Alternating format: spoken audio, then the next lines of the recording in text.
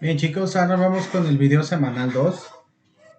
Uno de los temas que vamos a ver es teoría general de la imagen, pero me voy a meter básicamente primero a lo que se va a entregar en los proyectos de la semana 2.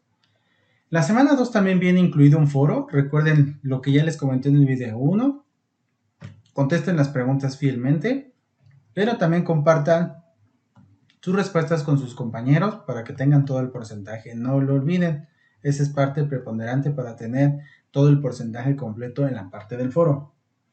Luego tenemos el segundo proyecto, es que es una infografía. Las infografías son relativamente muy fáciles. Las infografías son elementos visuales que hacen un resumen de información.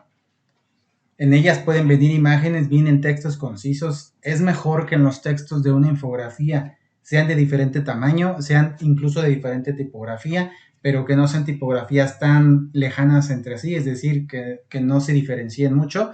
A lo mejor a veces entre colores diferentes, pero lo mejor es que tú puedas, por ejemplo, diseñarlas de alguna forma para que llamen la atención, dándole mayor atención a cierta información que ustedes necesiten que se vea, ¿no? En este caso, por ejemplo, me voy a meter a la parte de la infografía para que vean qué es. Aquí está. En este caso, pues la infografía la vamos a hacer sobre el tema del color. El tema del color es amplísimo, lo vamos a ver ahorita en la presentación. Es bastante largo, es bastante amplio. Trataré de que no sea tan largo el video como en el anterior. Aunque es un tema más pequeño, la información que se encuentra es mucho mayor. Ahora, el tema que puedes utilizar el tema es el dibujo a mano alzada. O sea, diseña tu infografía, puedes hacerlo en Word o en PowerPoint, pero el tema es el dibujo a mano alzada. Es decir, puedes relacionarlo con ese tema de la infografía. Cómo se hace un dibujo a mano alzada, cómo se desarrolla, qué elementos necesita un dibujo a mano alzada, qué lápices necesitas tal vez. Es decir, tal vez necesitas clases, tal vez necesitas encuadre, tal vez necesitas una composición que ya vimos en el tema 1. ¿Qué más necesitas? Tal vez la infografía necesita una retícula, necesita obviamente un título, necesita muchas otras cuestiones, necesita un fondo, necesita un tamaño, necesita una forma, necesita a lo mejor un poco de composición, de perspectiva, puntos focales. Todo eso puedes incluir en una infografía, pero de forma muy sencilla. Recuerden que las infografías es un resumen de información de cualquier tema, pero el tema en específico es dibujo a mano alzada. Por supuesto, tienen que hacer la portada, que eso es importante. Y por supuesto, debes de incluir el nombre mi nombre, tu nombre, etcétera. Todo lo que ya habíamos hablado. Y la infografía, pues nada más es de un solo, ¿cómo se llama? Que abarque solamente una sola imagen, ¿no? Las infografías, pues pueden tener diferentes tamaños. En este caso, pues lo vamos a hacer tamaño carta. Si fuera para redes, como ya les había comentado, sería de 600 por 600 píxeles, pero no es para redes. Ahora, no les dije las preguntas que vienen en el foro 2. En el foro 2, la primera pregunta, ¿cuál es la finalidad de una imagen informativa? Entiéndanla bien, la finalidad. La otra, ¿cuál es la clasificación de las imágenes informativas? Tienen su propia clasificación las imágenes informativas. Recuerden que hay diferentes imágenes. Y luego, ¿cuáles tres hechos definen a una imagen por su naturaleza? Entonces también hay esos hechos en específico, ¿no? Entonces relativamente sencillo lo que tienen que hacer en la semana 3 y por supuesto viene el examen parcial, son 10 preguntas, las van a poder responder sencillamente en lo que contendrá, ¿qué será? Una hora para que ustedes puedan responder y tiene un valor de un punto cada uno. Y en el examen, si quiero hacerles hincapié, por favor cuiden esta parte donde estén haciendo el examen. No se les ocurra hacer el examen a las 23 horas del domingo para ya entregar. Por favor, no hagan eso. Dense su tiempo. Concéntrense. Pongan la batería de la computadora, conéctenla, lo que necesiten hacer. No se les va a ir el internet, así, o sea. Pongan atención en lo que estén haciendo, porque me escriben a veces, es que no pude hacer mi examen y no sé qué. Lo de siempre, muchachos. Lo que siempre utilizan ustedes para a lo mejor querer que les vuelvan a hacer el examen. Y se los digo, no necesariamente se va a poder hacer así. ¿Sí? O sea, ya son mayorcitos y ya saben las consecuencias de no hacer su examen en tiempo y forma. Ahora, si nos metemos un poquito a la parte de la teoría de la imagen, pues vamos a ver que hay diferentes formas de imágenes. Entre ellas, pues tenemos la informativa. ¿Qué características tiene esta imagen informativa, no? Por supuesto, su característica principal, pues es informar. En este caso, identificar grupos, indicar acciones, tenemos que describir hechos, eventos, situaciones, comunicar algo, ¿no?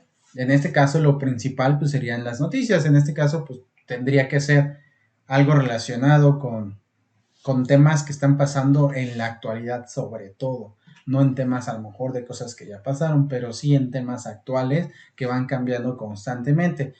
Las imágenes informativas tienen diferentes clasificaciones. Dentro de esas clasificaciones vamos a encontrar, por ejemplo, las identificativas. Las identificativas tienen como filosofía, en este caso, expresar y simbolizan muchas cosas en particular con la única finalidad de distinguir una cosa de otra. Es decir, algo que resalte sobre cierta información, sobre cierta imagen. Estas generalmente se utilizan muchas veces para cuestiones donde ya tenemos muy claro qué es algo o una figura o una imagen. Pensemos a lo mejor en una bandera, pensemos en un logotipo, algo que ya está cimentado en nuestra mente porque ya lo hemos visto muchas veces. Esa es una imagen identificativa. Pero estas imágenes identificativas pues tienen un proceso. Cuando las vas conociendo pues es muy difícil que luego captes, ¿no? O sea, por ejemplo, pensemos en marcas. Por ejemplo, Coca-Cola. En algún momento Coca-Cola le quitó las letras a la de Coca-Cola y nada más le dejó la pura ola. Y no tuvo el mismo resultado en las ventas. Entonces tuvo que volver a poner Coca-Cola. Cosa contraria, por ejemplo, que les había dicho de Apple. Ahora Apple ya no dice ni siquiera Apple, nada más tiene la pura manzana. No es necesario ponerle nada más. Y ese es el lado contrario. Pudieron hacerlo más simple y la gente aún así entiende de qué están hablando. No lo confunde a lo mejor con un mercado o con una venta de manzanas. ¿Sí? Ahora tenemos las indicativas. Estas pues les gusta mostrar signos o señales. Podemos utilizar entre aquellas que a lo mejor usan pictogramas, aquellas que buscan direcciones, aquellas que buscan algo en concreto a donde poder llegar, algo que nos indique algo muy definido y muy claro, algo que no necesita ser abstracto, necesita ser muy preciso. ¿Por qué? Porque lo que busca hacer, como su nombre lo dice, es indicar algo. Luego tenemos las descriptivas.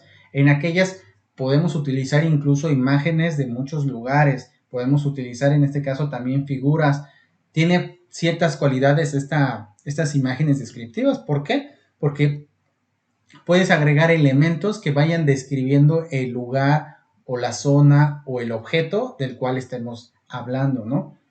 Obviamente no podemos meter diseños complejos, sino tenemos que simplificar y la imagen para que pueda hacerlo bastante clara. En esta relación se buscan simplemente diseños mucho más naturales, diseños mucho más sencillos, objetos que sean ejemplares y muy claros, que todo mundo pueda entender y que no sean difícil su comprensión. Ahora tenemos las imágenes de noticias, aquellas de prensa, aquellas que aparecen todo el tiempo, son informativas. Tenemos carteles, anuncios, por ejemplo los de las películas, ya sabemos muchas veces un signo o una imagen que representa y lo identificamos y sabemos de qué nos están hablando. Luego tenemos las imágenes exhortativas. Como su nombre lo dice, pues te exhortan a hacer algo, buscan convencer. A lo mejor estas las utilizaríamos más básicamente cuando son, por ejemplo, las elecciones, cuando quieres conocer un candidato, cuando quieres que algo que ya está muy representado aparezca y sepas en automático, en milésimas de segundo, de qué te está hablando, a qué le está dando más, más importancia. Esta parte el receptor la percibe muy básicamente, es un manejo muy fácil de cuando volteas la imagen y volteas tu cabeza y ves algo y dices, ya sabes qué es, ¿no? Ya sea por colores, ya sea por la tipografía, no lo sé, el anuncio tiene muchas cosas que representan algo, a lo mejor una empresa, ¿sí? El mensaje pues obviamente es necesariamente enfocado en la publicidad porque lo que quiere es hacerte vender y en este caso pues que consumas, ¿no? Ahora tenemos otras que son recreativas y estéticas de la imagen. Estas son básicamente para entretener, para llamar la atención, para generarnos belleza, para generarnos el deseo de tener, para generarnos a lo mejor tal vez la admiración, otras para, no sé, para decir este objeto es bello y decir me gusta, tal vez me gustaría tenerlo. También podría llamarse que es un poco de consumo, pero es como un estereotipo al cual que a lo mejor nosotros queremos llegar a lograr o ser. Ahora tenemos algo también en representación general de la imagen. En este caso, pues podríamos hablar de tres hechos que conforman a la imagen por su naturaleza. Uno de esos hechos es, por ejemplo, la selección de la realidad sensorial. ¿A qué nos referimos con la realidad sensorial? Aquello como percibimos las cosas. ¿Qué sensaciones nos transmiten? Por ejemplo, los colores, que vamos a ver más adelante, un poco de psicología del color, cómo nos representan en sus imágenes y por qué se representan de esa forma y por qué nos hacen sentir eso y por qué muchas marcas, por qué objetos, por qué a lo mejor nos vestimos de cierto color para cierto tipo de ocasiones o para cierto tipo de lugares. Todo tiene una razón de ser. Ahora, la otra forma es el conjunto de elementos y estructuras de representación específicamente icónicas. ¿Qué quiere decir? Que en este caso ya sabemos, por ejemplo, el signo de pesos, que nada más es una S y una línea. El signo de dólares es igualito, nada más que tiene dos líneas. De hecho, es una copia del peso, porque el peso existió antes que el dólar. Entonces, perfectamente fue una copia, pero todo el mundo ya identifica esa parte. A lo mejor cuando hablamos de las criptomonedas ya sabemos cómo es un Ethereum, ya sabemos cómo es un Bitcoin. La B de Bitcoin ya se convirtió en algo tendencia y casi todo el mundo lo reconoce, ¿no? Entonces, a eso nos referimos cuando hablamos de un conjunto de elementos y estructuras que son representativas específicamente como icónicas.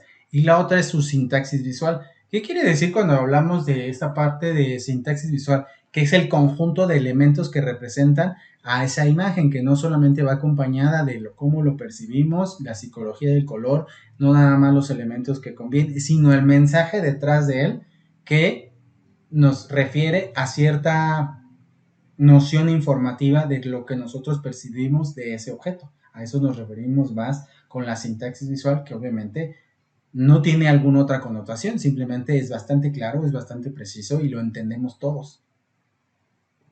Ahora, tenemos también las llamadas imágenes simbólicas. Estas normalmente se encuentran dentro de las obras artísticas de a lo mejor de un artista, de un pintor, de alguien que dibuja. En este caso puede verse incluido incluso no solamente en eso, sino también en escritores, aquellos que escriben novelas, poemas, incluso las películas que vemos cada fin de semana o cuando abrimos Netflix y ya sabemos qué película es.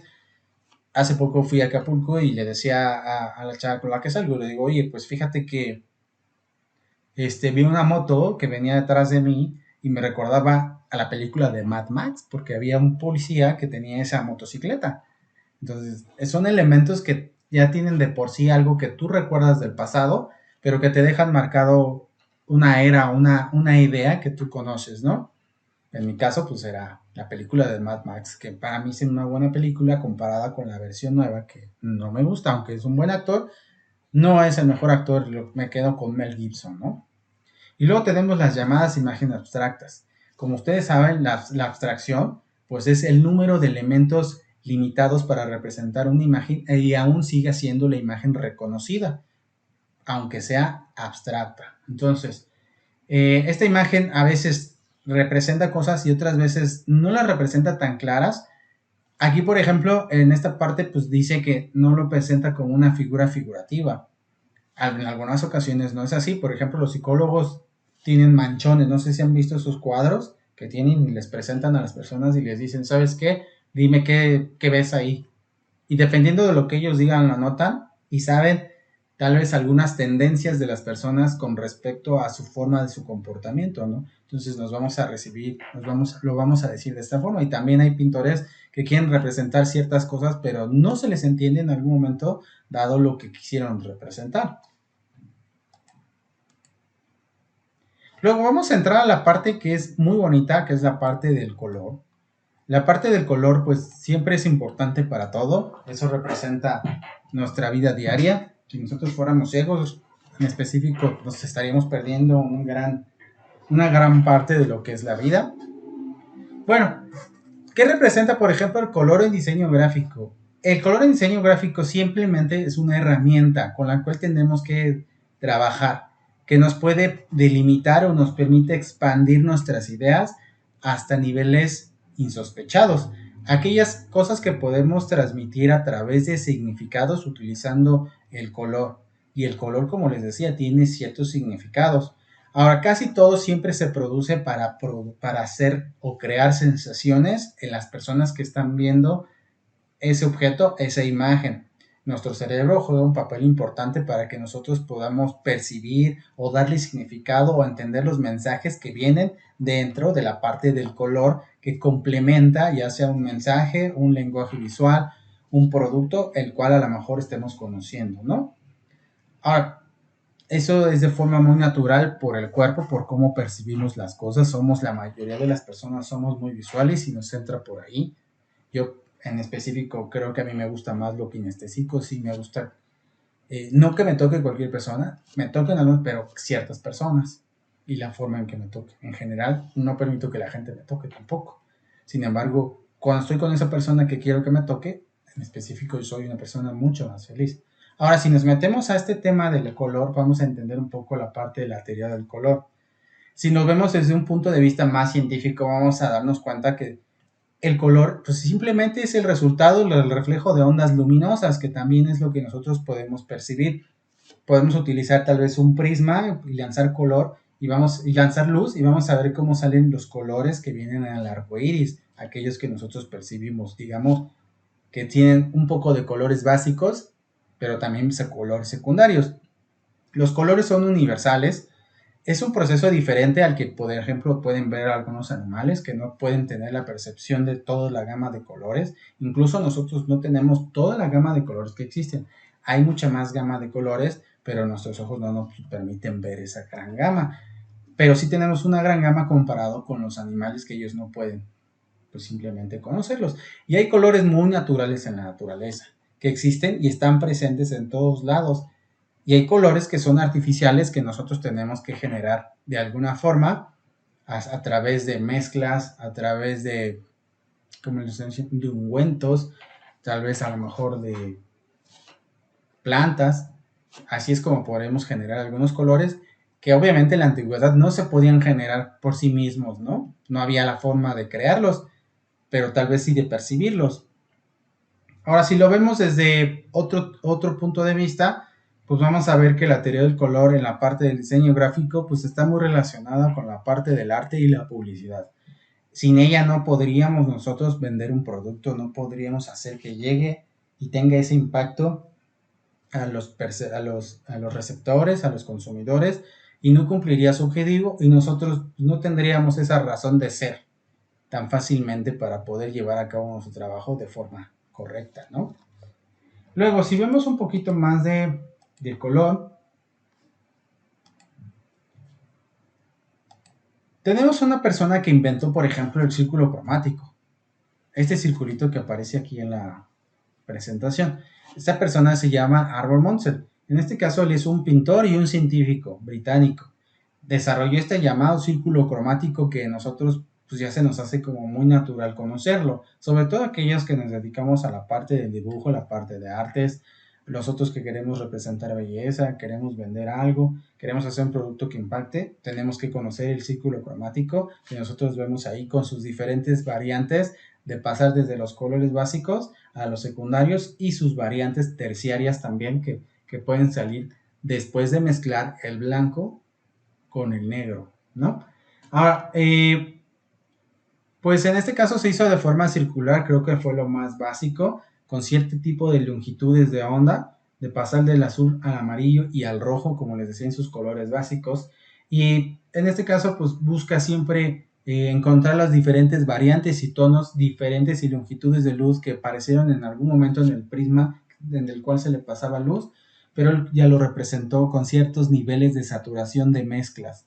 En mi caso, cuando yo llevé esto en la carrera de diseño, utilizábamos un gotero.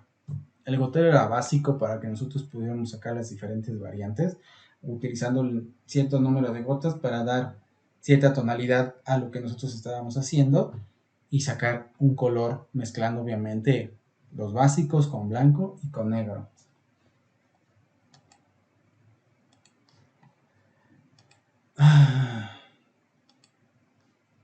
Bien, luego tenemos otra parte importantísima de la, ¿cómo se llama? Del color, que en este caso sería el tono.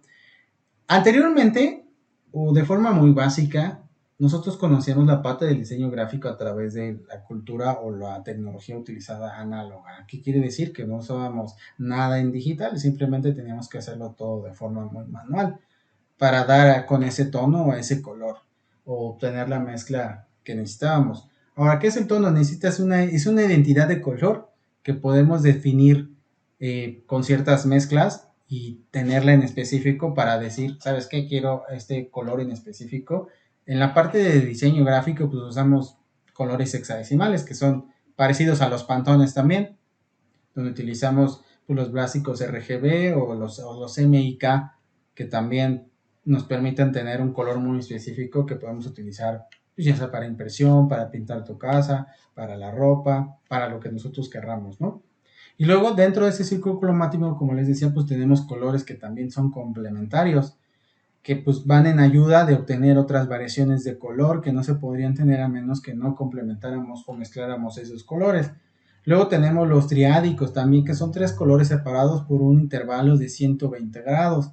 Eso está interesante porque si se dan cuenta en la imagen podemos ver como un triangulito entre el amarillo y en este caso el morado y el verde, pero también podemos ir girándolo sin mover esos grados que son en específicos y los podemos utilizar de muchas formas, ¿no? Luego tenemos el brillo. ¿El brillo qué finalidad busca? Pues como todo, llamar la atención. Tenemos una relación muy específica entre lo que es la oscuridad y la luz para obtener otras variantes en los colores que existen y poderlos utilizar de forma un poquito más controlada. Luego tenemos algo que nosotros tenemos dentro de esto que es el ritmo. El ritmo también va marcando una parte importante cuando vayamos a diseñar algo. No sé si se dan cuenta que a veces ponen una imagen en redes sociales y abajo te ponen unos cuadritos con los colores específicos que vienen dentro de esa imagen. A eso nos referimos con la parte del tono, el brillo y la saturación, que nos permite sacar incluso los pantones de esa misma imagen o los colores hexadecimales que ya les había comentado, que generalmente utilizamos en Photoshop y en Illustrator y en muchos otros programas de Adobe, que pues, digamos que son los programas básicos que siempre vamos a tener que utilizar si somos diseñadores. Obviamente si son arquitectos, pues en algún punto tienen que conocerlos en la parte teórica, tal vez en la práctica no tanto, sin embargo, pues los tienen que conocer también. Ahora tenemos algo que se llama extensión rítmica. Se trata de una serie de valores que van de luminosos a más oscuros y estos consideran cierto ritmo para marcar y acomodar, en este caso, los colores, ¿no? Para poder a lo mejor generar brillos o sombras entre ellos mismos. Y luego tenemos los análogos, que en la escala de luminosidad, pues simplemente lo único que van a poder hacer es que van a representarse en sí mismos como tal cual como son para diferenciar de la luz y de la claridad entre ellos mismos. Luego tenemos los progresivos, que básicamente es pasar de un color a otro, pero de forma progresiva, es decir, se va a notar cómo pasamos de un color, pero no de forma directa y cortante, sino va a haber unos colores intermedios que nos van a permitir llegar hacia esa tonalidad, lo cual nos podemos ver aquí directamente para que nuestro ojo lo vea de una forma quizá un poco más agradable. Al menos a mí me parece mucho más agradable que desde un tono cortante se pase a otro.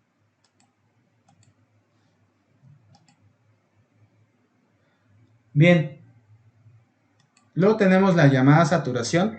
La saturación también tiene que ver un poco, está relacionada con el tono. Tiene que ver un poco más con la temperatura. No sé si se han dado cuenta que también eh, dependiendo de la temperatura también tiene un color o la podemos percibir utilizando tal vez cámaras especiales O como por ejemplo cuando dicen los infrarrojos, que también muestran, por ejemplo, ciertas partes del cuerpo que son más calientes que otras. A lo mejor la parte del pecho es más caliente dentro de nuestro cuerpo, se vería con un tono más rojo, y lo que se va haciendo y va cambiando de tono va hacia los laterales, que son más fríos, que podrían ser los brazos. En este caso, pues si es rojo, a lo mejor sigue un naranja, a lo mejor puede ser amarillo, y del amarillo podría ir buscando un camino hacia el azul. Tal vez podría ser amarillo, tal vez un verde, y tal vez llegando a un azul y luego un azul muy oscuro, ¿no? Para decir que es todavía más frío, o un azul más claro para decir que es más frío el color. Ahora tenemos dentro de esos también, podemos notar diferencias entre los colores análogos a través de su saturación. ¿Por qué? Pues porque generalmente hay colores que tienen más tirando hacia los blancos y otros más tirando a los oscuros, y en automático pues sabemos que esos colores están más relacionados más hacia el color oscuro que hacia el color blanco o hacia el color negro. ¿Sí? Luego tenemos oposiciones diametralmente contrarias. Por ejemplo, tenemos a lo mejor el rojo y el verde, que son relativamente son contrarios. También tenemos el verde, el azul con el amarillo, también son contrarios. Es decir, de esa forma funciona. Y luego tenemos aquellos que son de contraste de cantidad, que en este caso se yuxtaponen. Es decir, tenemos un color que se interpone entre uno y otro, pero aunque estén seguidamente continuos, como el caso del gris que aparece aquí. ¿Sí? Es para marcar quizá como una división del color cortada, utilizando otro color que no se parezca para nada a ese mismo color que se tiene, pero se antepone a ese mismo que está de fondo.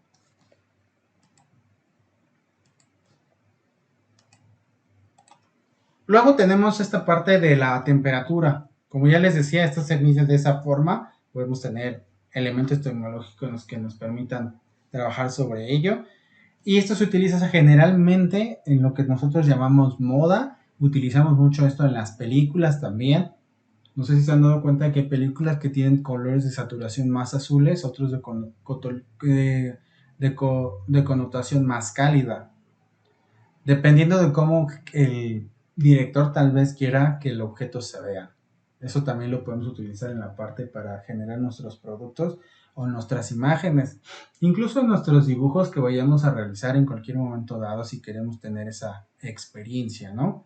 Y generar también esa sensación a la persona. Luego también tenemos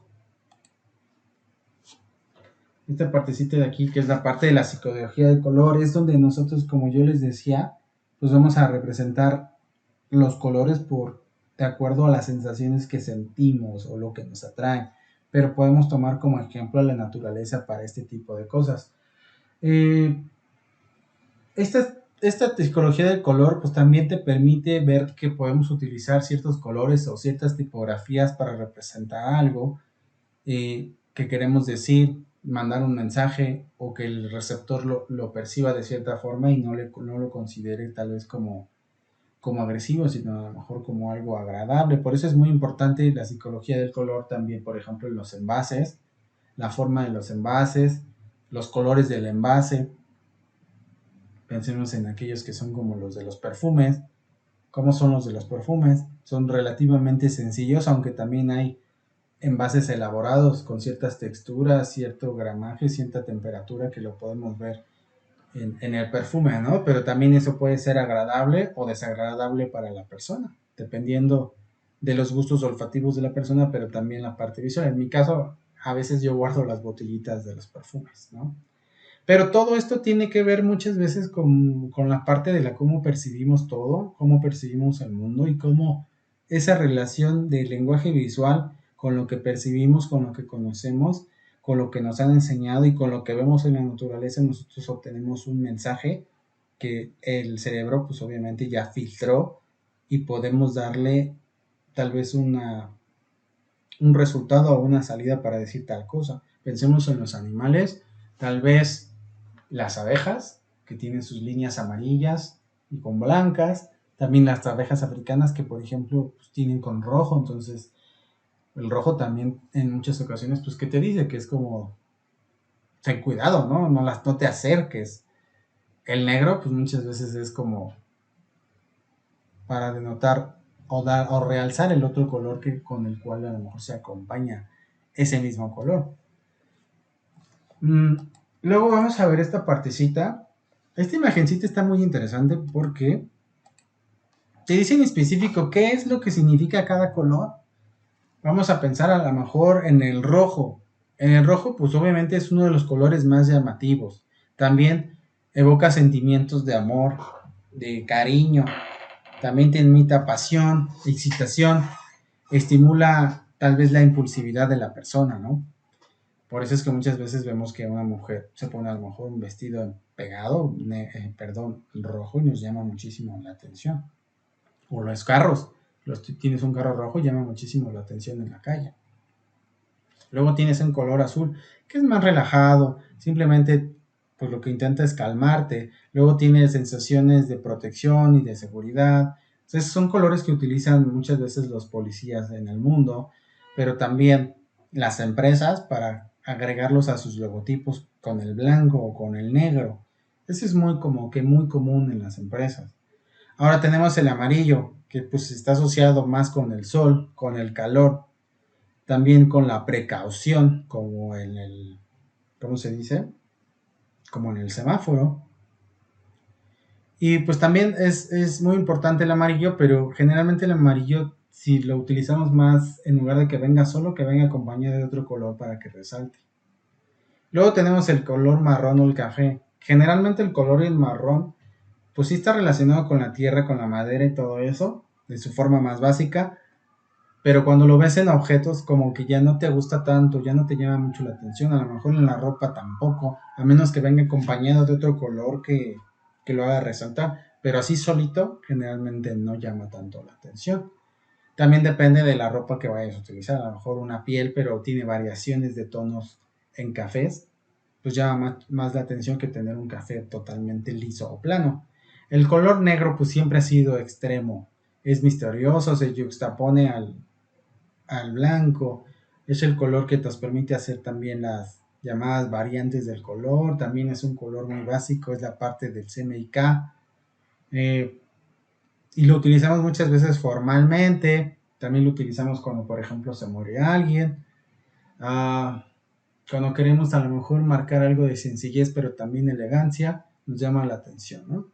Y luego tenemos el violeta, que en este caso pues tiene sus variantes y sus tonalidades que son, pues son importantes. Generalmente los hombres no utilizamos mucho el color violeta, lo utilizan más las mujeres para tal vez su ropa, para pintarse la cara, para ciertos objetos, ¿no? Pero los hombres es raro que el género, al menos los heterosexuales, es raro que utilicemos mucho el color violeta. De hecho, yo no tengo nada que sea violeta. Es raro, ¿no? Y luego tenemos el verde, por ejemplo, es vida, es la naturaleza, son las hojas de los árboles, y bueno, esa es la representación más básica del verde, pero básicamente pues está relacionada con eso y pues siempre te genera frescura la parte del color verde, ya muy, se utiliza mucho para los colores juveniles. Luego tenemos el naranja, que aquí pues, en mi monitor se ve un poco más amarillo, pero en realidad es naranja.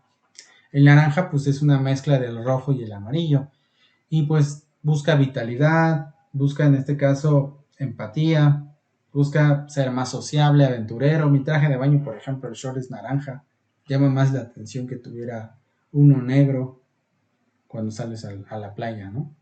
Luego tenemos el gris, que es el neutro, es el intermedio entre el negro y el blanco, pero también hay sus variantes. Pensemos que el mundo no existe nada más un gris, sino muchas variantes de grises, ¿no? No podemos declarar que solamente hay uno. Y pues últimamente para muchas cosas el gris ha agarrado mucha mayor fuerza que antes. Antes era un color que nadie quería utilizar, pero actualmente hay muchas cosas y empresas, imágenes de logotipos, ropa que se ven en gris y muchas veces también en los automóviles. Mi automóvil, por ejemplo, es gris también.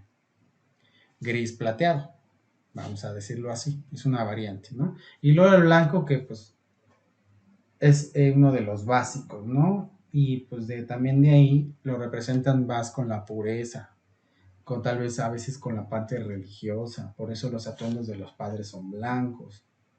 Sí tienen variantes y connotaciones tal vez un poco doradas, pero en general es blanco y a lo mejor lo mezclamos con otro color. Pero ese es el adjetivo que nosotros buscamos en cuestión de los colores para representar el mismo. Luego tenemos en esta parte el color por su significado. El color por su significado puede tener diferentes significados en donde sea, pero sí tiene una clasificación como tal. Ahora tenemos algo que se llama colores denotativos. En este caso, pues hablamos de representaciones de figuras que a lo mejor son ilustraciones, fotografías, dibujos, que no simplemente son atributos creados artificialmente, pero sí que sean algo más apegados a la naturaleza, a la realidad de los objetos que se encuentran fuera, que no están representados por nuestra mente, sino que existen tal cual y que nosotros podemos tomar o representar o copiar y ponerlos en una impresión o imprimirlos o simplemente dibujarlos en algún papel, ¿no? En algún sustrato. Esos son los colores los colores denotativos, pero también los colores pues, tienen ciertas variaciones tirando hacia la luz o hacia lo oscuro, pero tiene ciertas saturaciones de color que llaman mucho la atención. Luego tenemos el color icónico. Este pues expresa muchas cosas del círculo cromático. Tiene la función de acelerar las cosas para llamar la atención. Utiliza muchas veces el color verde como para la vegetación. Usa, por ejemplo, también colores rosados. También utiliza mucho colores como el color azul, pero el del cielo. También es una parte elemental para representar algo realista. Generalmente no hay como, en este caso, como colores icónicos degradaciones, generalmente son tonos precisos que aparecen para, por ejemplo, para los iconos no tenemos degradados, generalmente los buscamos con un tono tal cual, que no tiene connotaciones tirando al negro o al blanco, ¿no? Simplemente es muy preciso. Y luego tenemos un color también que es saturado, son variables de color que tenemos, es una variable de color del denotativo, pero que en este caso busca exaltar más la realidad, incluso todavía más que el denotativo, y pues brilla más, pero también tiene contener elementos repugnantes que a lo mejor sí quieres, los ves, pero ya no quieres volverlo a ver porque no te causa esa sensación de agrado, ¿no? Son colores mucho más densos, son puros y sobre todo pues son más luminosos y pues te lastiman a la vista. Esos son los colores saturados. Y luego tenemos colores que son simbólicos, aquellos que simplemente pues tienen una simbología y un significado en la psicología, que pueden ser naturales o no tan naturales que también puede crear el mismo ser humano. Esos son los llamados colores simbólicos. Luego tenemos el color esquemático, que también tenemos a estos colores porque son una mezcla de colores que van saliendo de otras connotaciones de colores que están incluidas dentro del denotativo, del icónico, que también pertenecen a la parte del círculo cromático, pero también tienen la necesidad de utilizarse muchas veces en elementos de diseño gráfico, en mensajes también, en imágenes, y pues en este caso, pues lo que buscamos dentro de todos esos matices de tonos y de colores, también existe cierta significación que te permite, por ejemplo, mantener un orden dentro de lo que sería un color esquemático, para resaltar algo y llevar algo que no resalte tanto, tal vez de una forma pues más degradada, ¿no?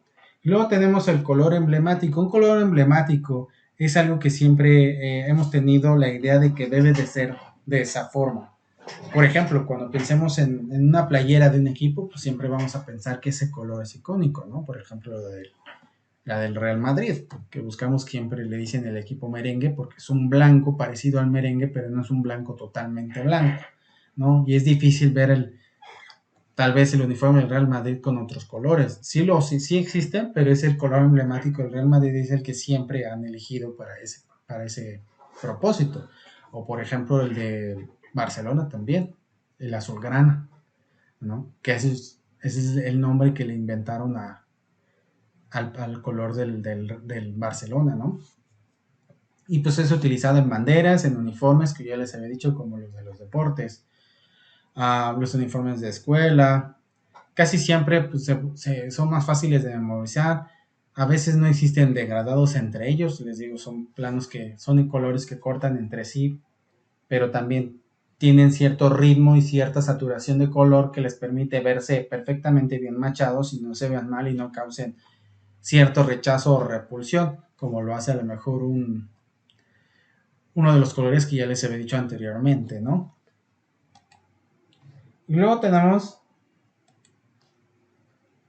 el color también por su significado. El color por su significado, pues tenemos también aquí el señalético. Se utiliza generalmente para la parte de las señales, para decir, ¿sabes qué? Este tono queda, este no queda. Es un tono muy plano, no existen los degradados como tales. Sí, como les dije, pues es para mandar mensajes muy específicos y es llamar la atención simplemente a un solo punto, al punto que tú quieras mandar el mensaje o significar algo. Luego tenemos el convencional, que en este caso es utilizando abstracciones. Las abstracciones pues tienen una representación que a veces se entiende y otras veces no se entiende tanto, pero la finalidad de las abstracciones es que se entienda, ¿no? En este caso, pues, también podríamos utilizar algo que se llama mimetismo. Es algo que existe en la naturaleza y que tienen los animales de forma muy clara y concisa, por ejemplo, para que no se puedan distinguir de la naturaleza cuando se estén moviendo. Esto mismo tiene la parte del color convencional, que a lo mejor lo podríamos utilizar como el uniforme que utilizan los soldados, el verde que tiene las manchas entre verdes y cafés, porque eso es lo permite, aunque a lo mejor la naturaleza no pueda ser distinguido tan fácilmente. Por eso me meto a decir que estos colores convencionales pues son relativamente funcionales para lo que nosotros lo vayamos a utilizar tal vez en su momento.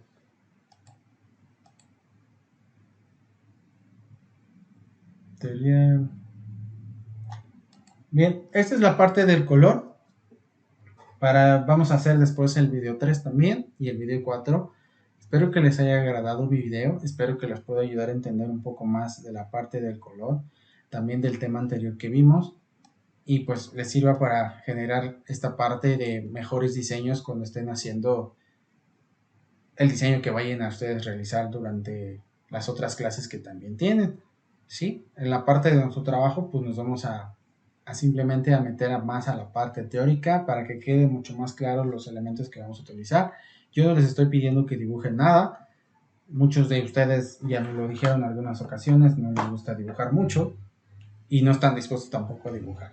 Y esa es una parte que ha influido en mí para, por ejemplo, cambiar un poquito la forma, al menos en esta materia de cómo cambiar esta parte de la clase. Sin embargo, vamos a tomar en cuenta toda esta información que yo les he dado y espero que les sea de mucho agrado y que lo necesiten y puedan pues pasar su materia y entregar todos sus proyectos en tiempo y forma correctamente. Y bueno, los veo para el siguiente video.